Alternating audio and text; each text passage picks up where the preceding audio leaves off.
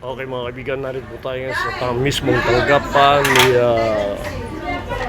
Konsehal Pacifico Luman ng Social Services Coordinator. Ano po?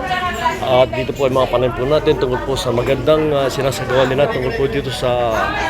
Ito po ba yung ayuda ano? Ayuda. The People's Day Program.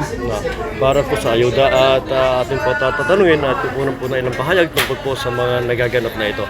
Magandang umaga po, sir. Magandang umaga po na yan. Matanong ko po, ano po ang pangalan po itong programang ito po? Gitawag kini sa programa ni Mayor nga People's Day. Every month, Mayor Tarisoy. Ngayon po sa ngayon po ay bali ilang araw na po itong napansin ko na napakarami ng tao ngayon at saka man nakailang araw hanggang kailan po kaya ito mabibigay? Okay, salamat. Yung schedule program is coming Monday. Monday, it's 24.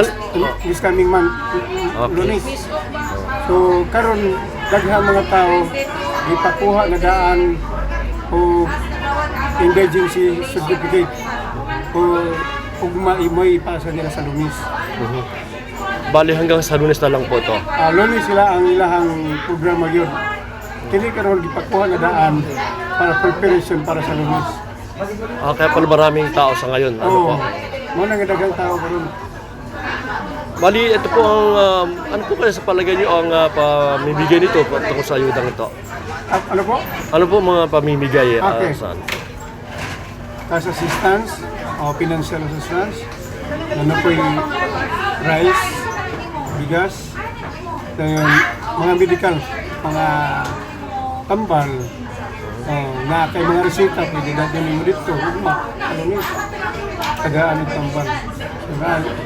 Na mga every department of the office of the city mayor, manhin na direct. Napakaganda po ng programang ito. Ano po? Ito po bang programa ito po, lahat-lahat po kasama o sa Bulwa lang? Hindi.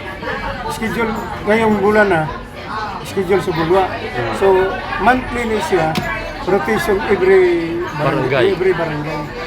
Napakaganda pala nito. Kung magasa ito, simula pa lang tayo sa Bulwa and then another barangay magkakaroon ng ano pa rin. Mayroon din. For the next month. Wala po naman kayong nagiging kahit pa kung problema lang naman po, okay naman po. Okay na po. Okay. Siguro po sa pagkataong ito, bibigyan po kayo ng kaunting panawagan, lalo na po ito sa tungkol na sa ginagawa po ninyong ito, ano po, sakripisyo para maipaabot sa mga tao ang mga bagay nito na sinasabing ayuda. Ano po? Nasa niyo po ang pagkakataon para manawagan at magsalita tungkol po sa mga... Siyempre po marami ibang tao na hindi pa medyo nakakaalam. Sa pamagitan po nitong social media ay may parating natin. Yeah.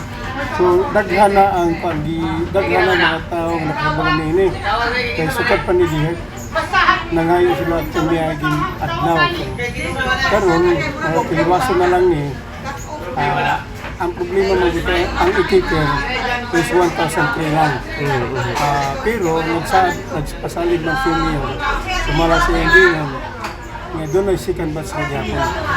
Within these 3 months, from now on, ang ikikir is 1,003. Kung doon ay mula musobraan na, hindi na makaabot sa 1,300, na gihapon sila makapaabot ito sa second batch.